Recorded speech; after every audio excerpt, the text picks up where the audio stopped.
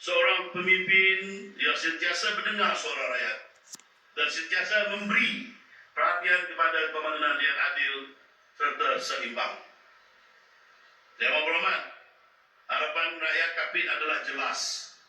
Pembangunan yang telah bermula perlulah diteruskan, dipercepatkan dan dilengkapkan supaya manfaatnya sebenar-benar sampai kepada rakyat di semua kawasan, termasuklah komuniti yang masih berdepan cabaran akses, bekalan elektrik, bekalan air terawat, jalan raya, kemudahan sungai dan utiliti asas, internet dan sebagainya.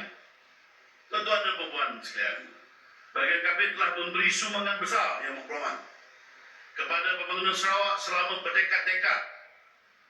Sumur hutan, pembalakan dari kawasan pedalaman Kapit pernah menjadi antara penyumbang penting kepada ekonomi negeri Sarawak sejak lebih 50-60 tahun yang lalu.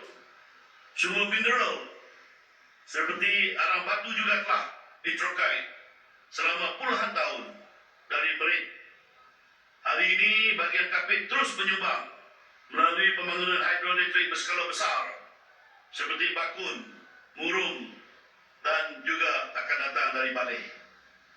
Malah apabila kita berbicara tentang masa depan tenaga bersih, potensi solar serta solar terapung di kawasan empangan dan tasik-tasik besar di bahagian Kapit juga memberi nilai strategik yang amat besar potensinya kepada Sarawak.